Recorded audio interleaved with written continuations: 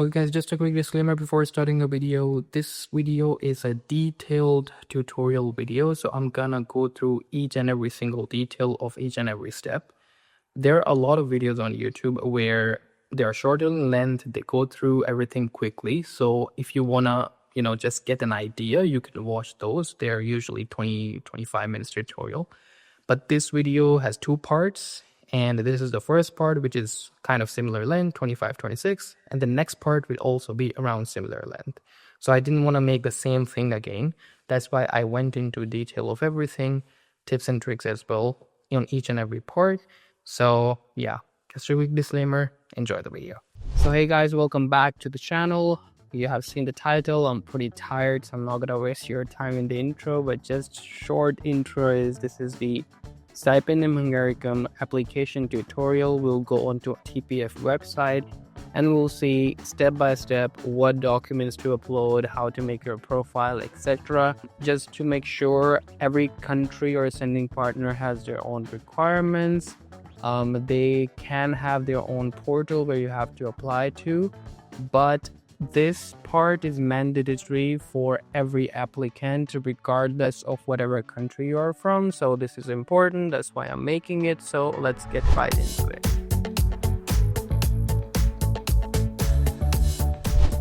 So first of all, what you have to do is you have to go to this website. It's called apply.stipendiumhungaricum.hu. We'll click on it and you are here. Now the first important thing is you have to select your country wherever you're applying from. So this is important that you select what your country is. For example, usually it shows to me Hungary because of my location, but you have to, regardless of what your location you are in, you have to select your nationality. So for example, we select Pakistan here because that's where my passport is from, and you would select sign in and register.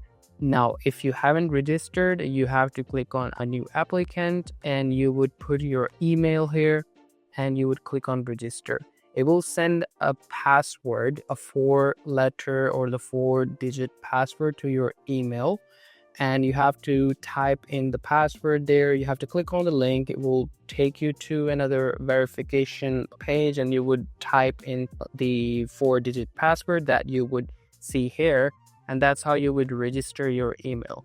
Once you have registered your email, you have to come back to this, section. And then you have to enter your email here, whatever email you registered from. And you would add your password and it will open, the portal. So now we're logged in and we are on this home page. The first thing you have to do is you have to choose the program or you have to find the program, for example. So we'll click on finding the program. Now you can see here, there are a lot of kind of filters that you can use here. So you can see which academic year. So this is really important. The people who are now applying and the deadline for those people is January 15, 2026. Your application cycle is 2026-27. So you have to choose that. So we will check out these filters. Okay, now study modes, partial exchange study or full degree studies. It's completely up to you. If you are choosing a partial study course or if you're choosing an exchange studies, you would click on exchange studies, but most of the people are not choosing that. So we will, filter that out as well. Now, you can see different languages here, so you can, play with these as well. But this is important. The main thing, basically, you have to write the program that you want to study. For example, I want to study medicine. And by the way, I'm basically doing for a bachelor program. But of course, I'm going to explain all of the things for other programs as well. But the process is the same. There is no difference in the process. The only thing would be you will have to, upload some additional documents. And I'm going to explain it when we go there. Okay, so back to the screen, we have medicine here, and here in this section, you can choose the degree. You can filter out the degrees: Bachelor's of Arts, Science, Master of Arts, Master of Science, one tier, PhD, and there are other, filters as well. So for example, medicine is 1 tier master, so we will click on here and we will click on find programs. So now As you can see, for one tier master and medicine, there are only 6 universities in Hungary which are providing these programs. Okay, so for example, I choose Semmelweis University because I basically suggest to people that come to Budapest because there are more opportunities. But for medicine program, yes, this is the best option. But if you also get medicine program somewhere else as well, that's also fine because the degree is good. But usually my priority is Budapest, and in Budapest there is only one university which provides medicine, and it's Semmelweis University. So for example, we'll click on apply now. So once you will click on this, it will automatically take you to the section of application. So first of all, the first section here is your priorities, where you have to choose 2 universities. So for example, we scroll down. Okay, so in this part, all information is given. Basically, there will be links available for call to application, and there are some other interesting information as well. If you would like to read it, that's fine. But if you don't like to read it, that's also fine. But yeah, like, it's just better to read it out. It would just take 5 minutes, but it's like, better to know more things than nothing. Okay, so if we have our first choice here, now we can add one more choice. So we will click on add more choices. So for example, I choose which other is a good university here in Budapest. Let's say we go to public service, University of Public Service, so we call it NKE as well. So Ludovica University or NKE or University of Public Service, there are different names. Let's do International Public Service Studies. This is a master. Let's rule out masters and let's do bachelors here. Okay, and research. Yeah, so we have International Public Management, Communication and Media Study, Corvinus. I don't know why I did give it. Corvinus is also a good university, by the way, but okay, let's do Ludovica. Ludovica's dormitory is really good, by the way. So we click on International Public Management and we click on apply now. Okay, so now we have 2 programs here which are completely different. One is a 1-tier master related to medicine, and one is Bachelor's of Art in a completely different university, completely different field, completely different program. So we have these 2 priorities. Now if you would like to change the priorities, you can simply do it by moving these arrows. That's completely up to you. But usually you have your first priority and you have your second priority done. Okay, so this section is done, which is called priorities. Now you will move on to the profile section. Now here you will put all of your information, and usually you have like this red star that you are seeing here. This is the compulsory section that you have to fill out, otherwise it will not let you submit the application. So for example, you would fill this out. Social security number is usually, if you have one from your country, you can put it here, but you don't really have to. Middle name, you don't really have to. Given name and family name. Okay, so this is kind of important thing. So given name is your first name, or we call it your forename. It can have different names. Usually on passports, it's a little bit confusing. Sometimes it's called forename, sometimes it's called first name. And then you have a family name, and sometimes this family name is called surname. So you just have to be sure what your first and second name is, because there have been cases where they messed up their the arrangement of the names, and it was a problem for them later on when they were applying for the visa and stuff like that. So please just make sure whatever your name is in the passport, your given name and family name, or your forename and surname, you have to give exactly the same here. You have to give exactly when you're filling any kind of form for the visa, any kind of form for the university application. Just make sure don't to mess up your name, and the spellings are also important. Your birth certificate, your ID card, your passport, all of these have the same spellings and the same arrangement of the name. I remember a guy, he just got his visa rejected because he didn't have his birth name and passport name same, because his spellings were different. So his Muhammad in birth certificate was with A, and in his passport was with E, and he got his visa rejected because that was, it was a problem with the verification of the documents and they rejected their visa. So really important thing. Okay, so given name and family name, we're done with it. If you have any previous names, which basically, for example, if someone gets married and they have their name changed, so this is for that, section, and you have to mention it if you have had your name changed. And if you have your name changed because of any reason, so you have to mention it here. It's important. Then gender, citizenship, if you have a double citizenship, country of residence. Now, country of residence is different from your nationality. It could be same, it could be different as well. So for example, when I was applying, I never been to any other country. I was living in Pakistan. I was born there. That was my nationality. So my residency and my citizenship was the same. So for example, if I would be applying now, my citizenship or nationality would be Pakistani, but my residency would be Hungary because I've been living here. So that's one thing. I know most of the people also apply, when they are Pakistanis, but they are living in UAE or they are living in any other country. So your nationality is different or citizenship is different. And then your country of residence, if you're not living in your, nationality or citizenship country, then you have to mention it here. Then, of course, double citizenship is also one of the options. If you have the citizenship of any other country, your birth country would be considered your primary citizenship, and then your another country that you're living in would be considered as your secondary citizenship. Okay, that's done. Then you would give your parents the information. So mother is given name and mother is family name. So given name is usually the first name, and family name is the second name or surname. Okay, then you are in the social security. You don't have to provide it. Then here it's called identification document type. So for the identification document, you can either choose passport or you can either choose ID card. But the important thing here is I want to explain here. It's just my personal experience that I want to share. Now people ask me should they start the process of passport?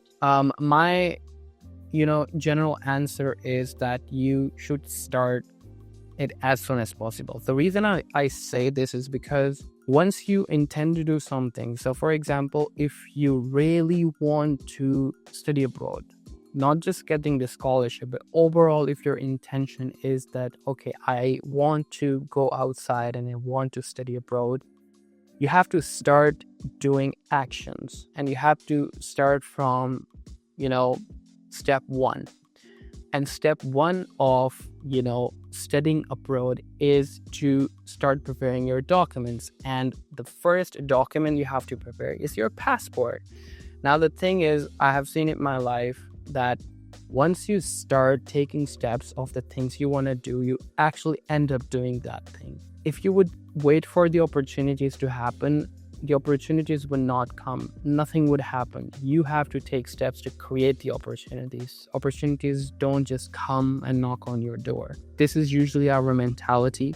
And that's what I have seen, that once you really imagine and once you really go into and start taking the steps, then things happen. So that's what I'm saying. Do the step one, go and make your passport and make up your mind. Okay, I want to study abroad. And then you start doing that thing. The reason I made the last video for the self-funded program as well is just because of that yes, it can happen. You not end up getting scholarship, but then you should have other options as well. You should have some self-funded programs available. You should have some other scholarship. I'm gonna make a video of that as well. So you start doing the thing. You start applying to all of the possible options. You have a lot of time. And of course, in scholarship, you have this option now that you can provide your ID card number. But what for other, applications, they don't let you use your ID card. For example, if you would apply to any self-funded programs, most of those programs application, they ask for your passport number and they don't let you go through or submit the application without your passport. So that's the thing. So start the passport process as soon as possible. Yes, if you are just thinking to just, if like for example you're thinking that, oh, if I get the scholarship then I would study and go outside, and this particular scholarship, otherwise I don't want to go outside and study, and that's fine. Then I would not say that you have to make your passport. But if you are really willing to go outside and study abroad, then please start the passport process as soon as possible.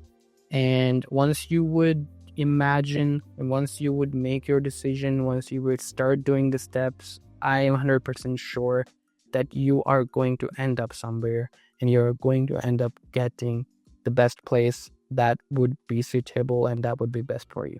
Okay, enough of the words of wisdom. Let's go back to the screen. Okay, so now we have the identification document ready. So preferably passport, you fill out all of the things. A social security Thai number. So this is different from this social security. Here you can put your country's social security, but here you have to put the Hungarian Thai number. If you have one, Hungarian Thai number is given to all of the students who are studying here, especially the scholarship students or someone who is working here. They usually get this social security number. If you're not here and if you haven't been to Hungary, you don't have to provide this, just leave it blank. Okay, Hungarian tax ID. This is again, if someone is already here, they can. Then CNIC or Form B number. So this is basically for, it is I think for Pakistani students because I choose Pakistani. So CNIC is basically your ID card of your country, and Form B number is your birth certificate number. Then your formal photo. Formal photo would be, as I said, it's a passport size photo with a white or blue background. Okay, so this part is also done, and you would complete your profile. You can either click on save as draft if you don't intend to continue from here, but you can just go straight to here as well. So I didn't fill out all of this, so that's why it showed me this red sign. But yeah, if you would fill it, it would not show you this. Let's go to contacts. So this contact here, again, your email would be the same as you have provided while making the application. Then you go to the street address here, house number, state, town, province, postal code, country. So this address is your permanent address. Now, what is a permanent address and a temporary address? Permanent address is your home country's address where you have your permanent residency, and then temporary address is somewhere where you are living for, let's say, 2-3 years, but it's not your home or permanent address. The permanent address is usually your citizenship address, and temporary is where you are living. But here it just asked for one address, and you would provide your permanent address here. Now, telephone, you can provide one, and there is 1 star here, mobile phone. Then there is emergency contact. You usually put your parents, your brothers, or anyone, which they can contact you in emergency. Okay, let's go to education here. Now this education part, you have to mention all of the formal education that you have done. So for example, if I'm applying for a bachelor's degree, I will put my high school grades here. I will put level of education. So usually it's secondary, vocational, pre-education, bachelor, master, informal training, other qualification, and doctoral degree. So for example, if I'm doing a bachelor degree, so you would choose secondary education. So the naming could be different, I'm not sure, but usually it's high schooling or secondary education. Okay, so you would click here and you would just fill out all of the fields here. So usually the program name, scientific discipline, and the diploma number, issue date, whatever, all of this should be given on your transcript and your degree. So you can just see that and try to fill out this section. And you can, it's really kind of easy thing. Everything would be given on your degree basically. So your country, city, study location, state language, GPA, average grade, nominal length, expected graduations, the start of study, status of study. So usually you would put just the graduation date when you graduated. Okay, let's go on to the languages. First of all, you have to select your native language. You can select whatever. So this is for the first languages are Pakistani languages, that's why they're first here. So for example, you would put Urdu here, and then you can add more languages. So for example, I know this language as well. I would put the proficiency. Yes, it was my mother tongue, or C2. If you have any language tests, if you have any study of experience, you can put it here. Then you can add a language. You can add English. You can add the proficiency. You can, put the score, or the IELTS, TOEFL, CA, whatever you have. If you don't have, you can just, put other, and you can just select the English proficiency certificate here. For example, the one we have, usually what I recommend if you have one, so you can just, put here that I have English proficiency certificate, and you can put down from, which college or which high school. So you can put down this information in this additional information section, and you can put the proficiency here. Usually, the level we have in high school English kind of language, it's B2. So you have to select B2. B2 is minimum that they require. So important thing, when you're selecting the language here in the English language, at least select B2. So if you have any other certificate, for example, so you would put IELTS, you would put the scores, for example, 6.5 or 7, whatever. Usually the requirement is for most of the universities is 6.5, but it's better if it's more. Then you would just put, which language test and additional information if you want to put. But if you have some kind of certificate, that's just, you just find one here, TOEFL or IELTS. You put your score, you put studies experience, like how long did you study. That's not important, by the way, to put this the study experience, but it's important to put the score if you have a language exam, so you can basically give the information to them. And that's how you would be here. Now here there is an option, and this is again with the red star, so you have to fill it out, that would you like to perform your studies in Hungarian? Let's select full degree program. So usually this question is for those students who want to study in Hungarian, and they have to have the Hungarian proficiency, and then they have to, of course, give the proficiency certificate or whatever, and they have to insert it here. But you have to select no, I would not like to study Hungarian. I'm a full degree program. Of course, you're going to study some Hungarian in your university, but you're not going to study in Hungarian all of your subjects. So that's why you have to put no here. Okay, now we go to the employment section.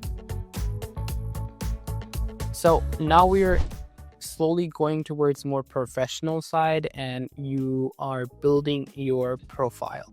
So all of now, this whole section, let's say from contacts, education, languages, even your, the country that you're from, it builds your strength of your profile. So that's why as much information and as accurate information and as relatable information that you can put in your profile, the more stronger the profile gets. Now the employment here, if you have any employment history, for example, back in your country, or any other employment experience that you have, you can put it here, and it makes your profile stronger. The thing is, like, when you're putting the employment, it doesn't matter if it's related to your field or not. They just want to see that if you have some kind of experience, and if you have some kind of professional experience, it just gives your profile a stronger look that you have worked in a professional environment, and it basically makes your profile better. You don't have to. If you don't have any employment history, just don't put it there, because, for example, if they would ask it in the interview some technical questions about the employment that you put, if you don't know, and it looks bad.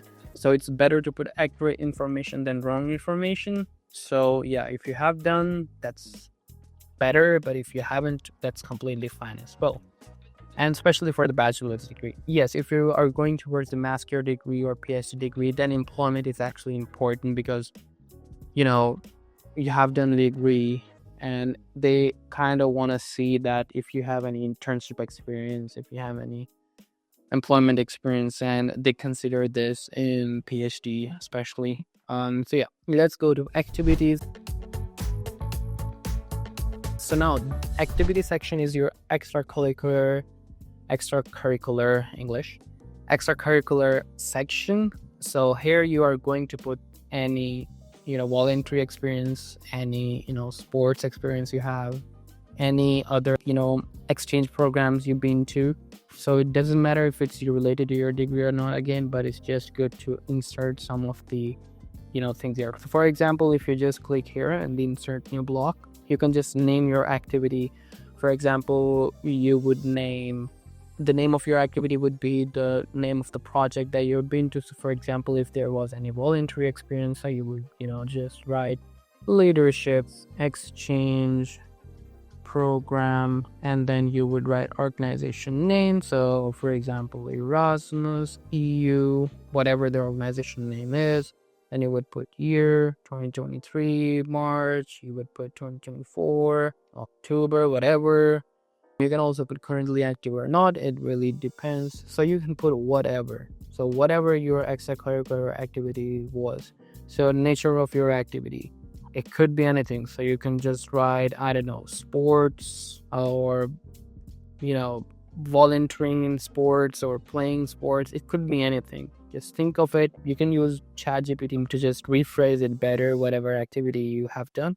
So GPT would give you a better answer, give you ideas of like 3-4 titles that you can use for your activity, and you just put it here, you put the organization name, and that would be it.